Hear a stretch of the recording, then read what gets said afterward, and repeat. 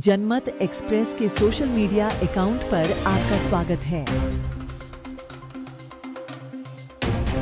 UP के deputy CM Keshav Prasad Maurya ने आज आंवला लोकसभा के कट्टरा, सादतगंज और कादर चौक में जनसभा को संबोधित किया।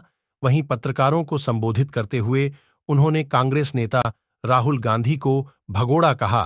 उन्होंने कहा कि अखिलेश यादव और राहुल गांधी का भविष्य अंधकार में है। एक समाजवादी पार्टी बन जाएगी 4 जून को और 7 मई को आपको खबर मिलेगी 7 मई को सपा बसपा कांग्रेस गई हो जाएगा और भारतीय जनता पार्टी का कमल रिकॉर्ड वोटों से आंवला में, बदायूं में और यूपी के 80 की 80 सीटों पर खिलेगा और फिर एक बार प्रचंड बहुमत की मोदी सरकार। वैक्सीन पर लगातार अखिलेश यादव हमला कर रहे हैं कि वैक्सीन को लेकर क्या उन्होंने वैक्सीन पे सवाल, जब ये टीका हमारे देश के वैज्ञानिकों ने बनाया था उस समय भी उठाया।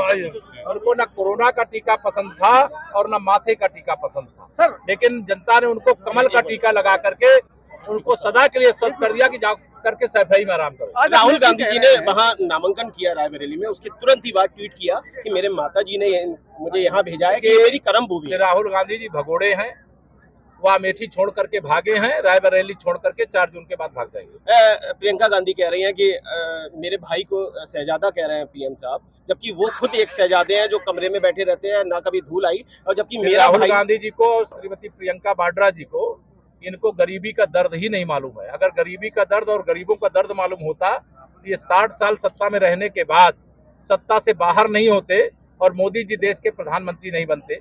देश के गरीबों ने मोदी जी को प्रधानमंत्री बनाया है और भ्रष्टाचारियों ने कांग्रेस का साथ दिया है और अब भ्रष्टाचार मुक्त भारत की ओर देश आगे बढ़ रहा है। ये करिश्मा कर पाएंगे क्या ये दोनों लोग आए हैं, राहुल और अखिलेश? अरे 2017 में इनका करिश्मा यूपी वाले देख चुके हैं सर। 2017 में तो खाता खुल गया था, 2024 में खाता भी नहीं खुलेगा। कांग्रेस अध्यक्ष कह रहे हैं कि बनारस खुद छोड़कर, मतलब बनारस भाग गए पीएम मोदी के लिए, कह रहे हैं कि वो खुद भगौड़े। देखिए, नाच नावे आंगन टेढ़ा वाला एक कहावत है।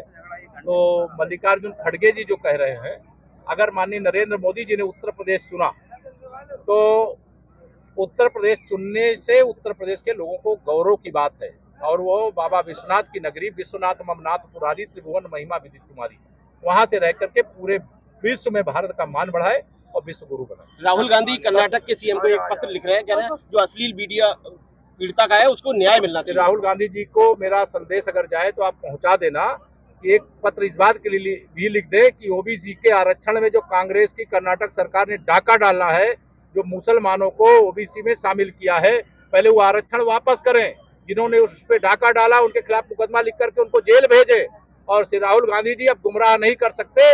राहुल गांधी जी का और अखिलेश यादव जी का राजनीतिक भविष्य इस समय अंधकार में है।